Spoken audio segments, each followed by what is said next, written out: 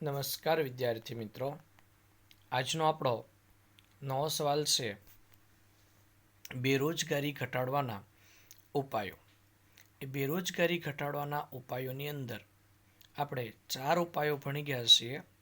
આગળ 5મો ઉપાય ભણીએ છીએ ગૃહ અને નાના પાયાના ઉદ્યોગોનો વિકાસ. સમજૂતી જોઈએ છીએ.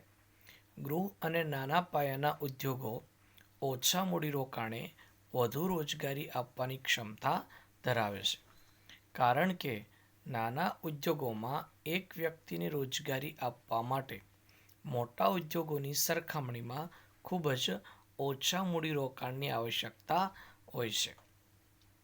સમજૂતી જોઈએ છે મિત્રો. ગૃહ અને નાના પાયાના ઉદ્યોગો એ ઓછા મૂડીરોકાણથી વધારે લોકોને રોજગારી આપવાની ક્ષમતા રહેલી છે, કારણ કે નાના પાયાના ઉદ્યોગોમાં એક વ્યક્તિને રોજગારી આપવા માટે બહુ જ ઓછા નાણાંની જરૂર પડે છે, જ્યારે ઉદ્યોગોમાં છે તે એક વ્યક્તિને રોજગારી આપવી હોય તો વધારે નાણાં, વધારે મૂડીની જરૂરિયાત રહેશે.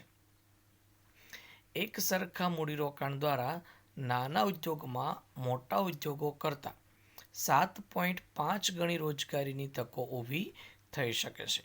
એટલે કે મિત્રો, જો નાના પાયાના ઉદ્યોગો અને મોટા પાયાના ઉદ્યોગો બંનેમાં એક સરખું મૂડીરોકાણ કરવામાં આવે તો મોટા ઉદ્યોગ કરતાં નાના ઉદ્યોગમાં 7.5 ગણી વધારે રોજગારીની તકોનું સર્જન થઈ શકે છે.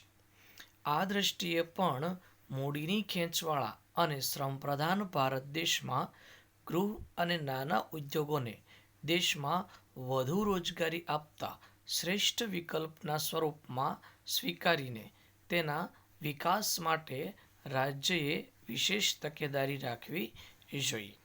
સાથે સાથે એવું પણ કીધું છે કે વધારે રોજગારી આપતું હોવાને કારણે જ નહીં, પરંતુ આપણા ભારત જેવા દેશની અંદર મૂડીની ખેંચ એટલે કે મૂડીની અછત છે અને શ્રમની છત છે, તેવા આપણા ભારત દેશની અંદર ગૃહ ઉદ્યોગ અને નાના ઉદ્યોગોને વધુ રોજગારી આપતા ઉદ્યોગોના સૌથી સારામાં સારા વિકલ્પ તરીકે સ્વીકારવો જોઈએ અને એવા નાના અને ગૃહ ઉદ્યોગોની સ્થાપના કરી એનો વિકાસ કરવા માટે સરકારે છે તે ખાસ કાળજી પણ રાખવી જોઈએ, જેથી કરીને આપણે રોજગારીનું સર્જન કરી અને બેરોજગારી ઘટાડી શકીએ.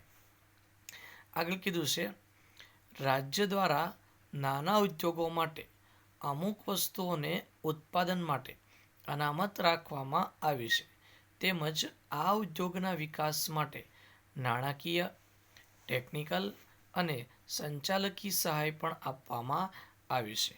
મિત્રો, સરકાર દ્વારા નાના ઉદ્યોગો માટે અમુક વસ્તુઓ અને સેવાઓના ઉત્પાદન માટે ઉદ્યોગોને અનામત રાખવામાં આવ્યા છે. એટલે કે કેટલીક વસ્તુઓનું ઉત્પાદન એ નાના અને ગૃહ ઉદ્યોગો દ્વારા જ થઈ શકે.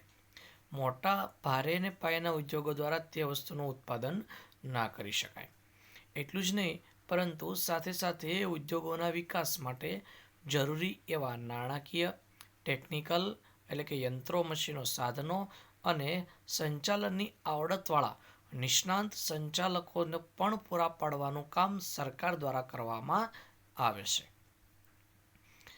આગળ કીધું છે મિત્રો, છઠ્ઠો ઉપાય છે બેરોજગારી ઘટાડવાના ઉપાયોનો છઠ્ઠો ઉપાય છે આંતરમાળખાકીય સેવાઓનો વિકાસ. ભારતમાં શહેરી વિસ્તાર કરતાં ગ્રામ્ય વિસ્તારમાં રોજગારીનું સર્જન ઓછું રહેવા માટેનું એક કારણ ગ્રામ્ય વિસ્તારમાં અપૂરતી માળખાકીય સુવિધા પણ છે. એવું કીધું છે મિત્રો કે ભારતની અંદર શહેરી વિસ્તાર કરતાં ગ્રામીણ વિસ્તારમાં રોજગારીનું સર્જન ઓછું થયું છે.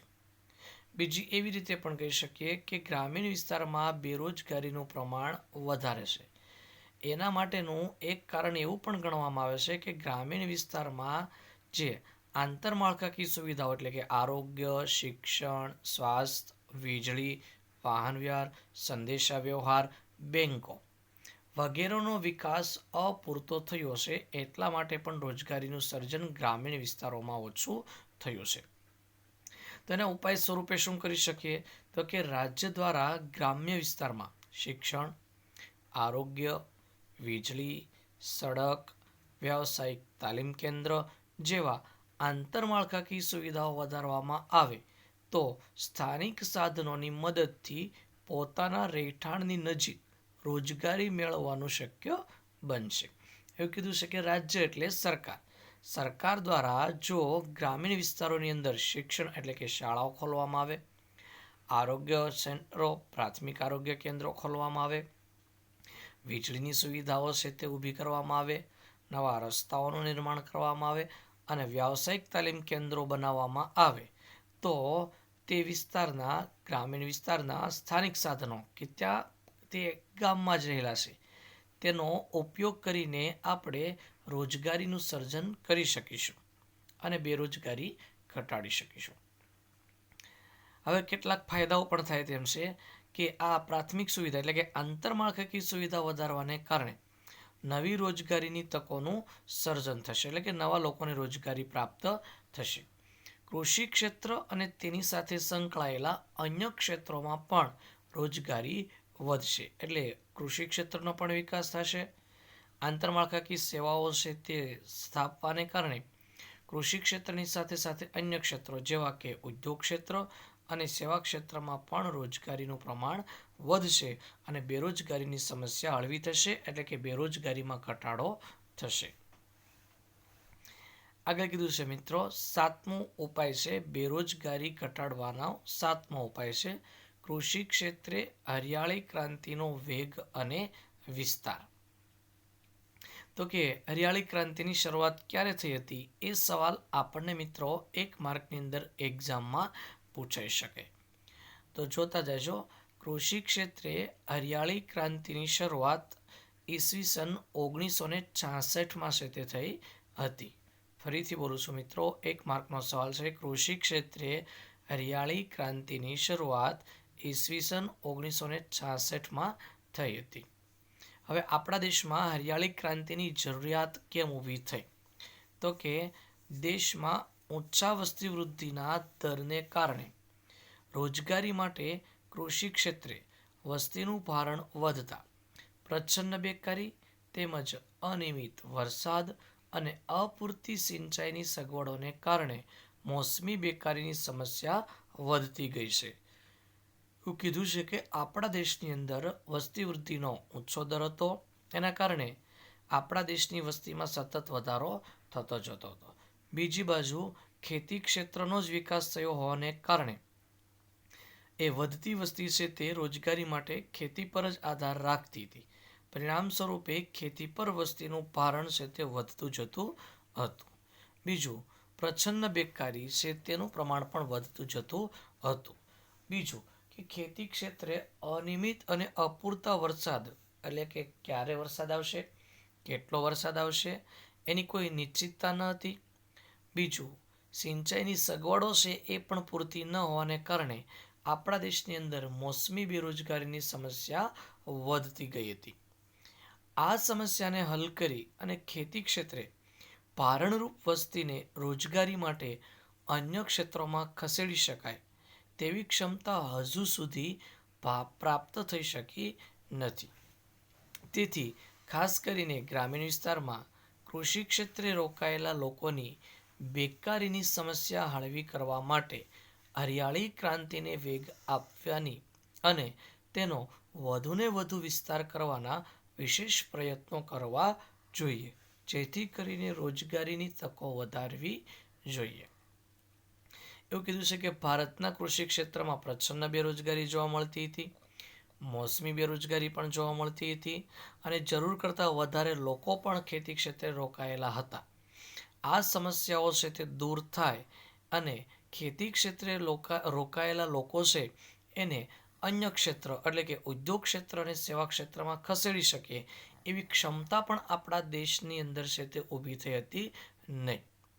અને એના કારણે એવું કીધું છે કે ગ્રામીણ વિસ્તારમાં ખેતી ક્ષેત્રમાં રોકાયેલા લોકો છે એની જે બેરોજગારી છે એને ઓછી કરવી હોય તો એના માટેનો આપણી પાસે એક જ રસ્તો હતો, એક જ ઉપાય હતો કે આપણા દેશની અંદર હરિયાળી ક્રાંતિ છે એની ઝડપ વધારવી અને એનો વ્યાપ જે માત્ર મર્યાદિત અને થોડા જ રાજ્યોની અંદર છે એનો વ્યાપ વધીને સમગ્ર દેશની અંદર વિસ્તરે, જેથી કરીને રોજગારીનું સર્જન થાય અને બેરોજગારીમાં ઘટાડો થઈ શકે. જો સારી રીતે આયોજન કરવામાં આવે તો અન્ય કોઈ પણ ક્ષેત્ર કરતાં ખેતી ક્ષેત્રમાં રોજગારીની તકો ઊભી કરવા માટે સૌથી વધુ અવકાશ હશે. એવું કીધું છે કે જો ખેતી ક્ષેત્રે કોઈ ચોક્કસ પ્લાનિંગ આયોજન કરવામાં આવે તો અન્ય ક્ષેત્રો કરતાં, એટલે કે ઉદ્યોગ ક્ષેત્ર અને સેવા ક્ષેત્ર કરતાં ખેતી ક્ષેત્રમાં વધારે રોજગારીની તકો ઊભી કરવાની શક્યતાઓ રહેલી છે અને મૂળ ઉત્પાદનમાં 3 થી 4 ગણો વધારો પણ કરી શકાય તેમ છે જો ખેતી ક્ષેત્ર યોગ્ય આયોજન કરવામાં આવે અને રોજગારીની તકોનું સર્જન કરવામાં આવે, તમામ સુવિધાઓ ઊભી કરવામાં આવે તો ખેતી ક્ષેત્રનું જે અત્યારે હાલમાં જેટલું ઉત્પાદન થાય છે ઉત્પાદનમાં પણ 3 થી 4 ગણો વધારો થઈ શકે તેમ કહી શકાય. આપણને ખેતી ક્ષેત્રનું મહત્વ કેટલું છે આપણા દેશની અંદર રોજગારીમાં અને ઉત્પાદનમાં, એ બે ક્ષેત્ર એટલે કે ખેતી અને ઉદ્યોગની તુલના કરીને સમજાવવાનો પ્રયત્ન કર્યો છે. પીસી મહાલનોબિસ નામના જે અર્થશાસ્ત્રી છે એ અર્થશાસ્ત્રીનો એક અભ્યાસ છે તે આપણને જણાવે છે કે ખેતી ક્ષેત્રે 1 કરોડનું મૂડીરોકાણ કરવાથી 40,000 વ્યક્તિને રોજગારી આપી શકાય છે અને ઉત્પાદનમાં 5.7% દરે વધારો કરી શકાય તેમ છે. જ્યારે એટલા જ રૂપિયા, એટલે કે જો 1 કરોડ રૂપિયાનું જ મૂડીરોકાણ ઉદ્યોગ ક્ષેત્રે કરવામાં આવે તો 500 વ્યક્તિને રોજગારી આપી શકાય તેમ છે અને ઉદ્યોગ ક્ષેત્રે 1.4% દરે ઉત્પાદનમાં વધારો થઈ શકે તેમ છે. તો એવું કહી શકાય મિત્રો કે ઉદ્યોગ ક્ષેત્રમાં માત્ર 500 વ્યક્તિને જ રોજગારી મળે, જ્યારે ખેતી ક્ષેત્રે 40,000 વ્યક્તિને રોજગારી મળે અને ઉદ્યોગ ક્ષેત્રમાં માત્ર 1 કરોડના રોકાણથી 1.4%ના દરે જ ઉત્પાદનમાં વધારો થાય, જ્યારે ખેતી ક્ષેત્રે છે તે 5.7%ના દરે વધારો થાય છે. તો ખેતી ક્ષેત્રે મિત્રો રોકાણ કરી અને ખેતી ક્ષેત્રના વિકાસ દ્વારા રોજગારીનું સર્જન કરી અને બેરોજગારી ઘટાડી શકાય તેમ છે. હરિયાળી ક્રાંતિ માટેના 5 તત્વો ખૂબ જ જરૂરી છે મિત્રો, તો જ આપણા દેશની અંદર હરિયાળી ક્રાંતિ થઈ શકે તેમ છે. એમાં પહેલું તત્વ છે આધુનિક સિંચાઈ, બીજું રાસાયણિક ખાતર, ત્રીજું હાઇબ્રિડ બિયારણ,